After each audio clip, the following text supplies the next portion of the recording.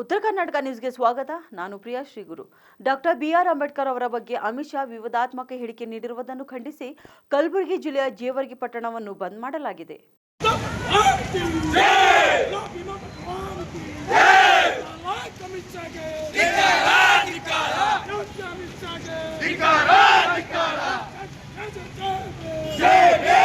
ವಿವಿಧ ದಲಿತ ಪರ ಸಂಘಟನೆಗಳಿಂದ ಬಂದ್ಗೆ ಕರೆ ನೀಡಲಾಗಿದ್ದು, ಪಟ್ಟಣದಲ್ಲಿ ಅಂಗಡಿ ಮುಂಗಟ್ಟುಗಳು ಬಂದ್ ಮಾಡುವ ಮೂಲಕ ಅಮಿತ್ ಶಾ ವಿರುದ್ಧ ಟೈರ್ಗೆ ಬೆಂಕಿ ಹಚ್ಚಿ ಆಕ್ರೋಶ ವ್ಯಕ್ತಪಡಿಸಲಾಯಿತು.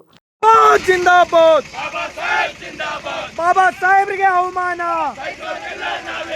ಬಾಬಾ ಸಾಹೇಬ್ರಿಗೆ ಅವಮಾನ.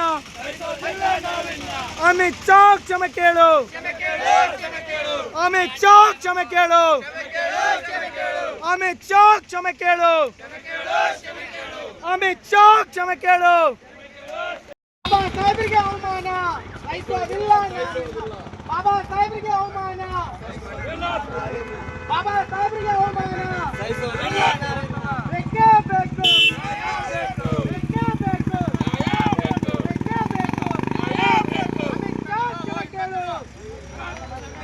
ಅಮಿತ್ ಶಾ ಕ್ಷಮೆ ಕೇಳು, ಅಮಿತ್ ಶಾ ಕ್ಷಮೆ ಕೇಳು. ಬಾಬಾ ಸಾಹೇಬ್ರಿಗೆ ಅವಮಾನ, ಬಾಬಾ ಸಾಹೇಬ್ರಿಗೆ ಅವಮಾನ, ಅಮಿತ್ ಶಾ ಕ್ಷಮೆ ಕೇಳು, ಅಮಿತ್ ಶಾ ಕ್ಷಮೆ ಕೇಳು, ಅಮಿತ್ ಶಾ ಕ್ಷಮೆ ಕೇಳು, ಅಮಿತ್ ಶಾ ಕ್ಷಮೆ ಕೇಳು. ಬಾಬಾ ಸಾಹೇಬ್ರಿಗೆ ಅವಮಾನ ಸಹಿಸೋದಿಲ್ಲ. ಅರೆ ಬಾಬಾ ಸಾಹೇಬ್ರಿಗೆ ಅವಮಾನ ಸಹಿಸೋದಿಲ್ಲ ನಾವಿನ್ನ.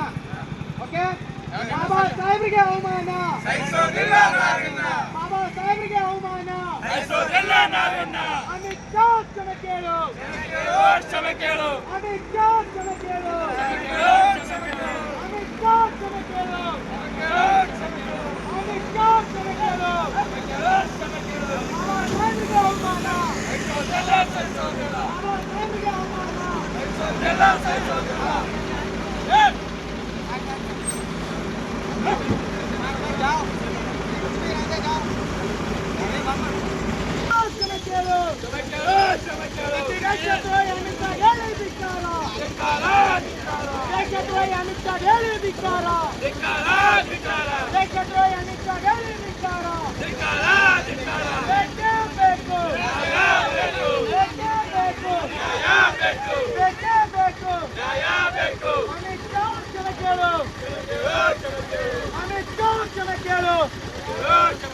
ಬೆಳಗ್ಗೆ 6 ಗಂಟೆಯಿಂದಲೇ ಜೇವರ್ಗಿ ಬಂದ್ ಮಾಡಲಾಗಿದ್ದು, ರಸ್ತೆ ಬಂದ್ ಮಾಡಿ ಆಕ್ರೋಶ ವ್ಯಕ್ತಪಡಿಸುತ್ತಿರುವ ಪ್ರತಿಭಟನಾ ನಿರತರು ಅಮಿತ್ ಶಾ ರಾಜೀನಾಮೆ ನೀಡುವಂತೆ ಒತ್ತಾಯಿಸಿದರು.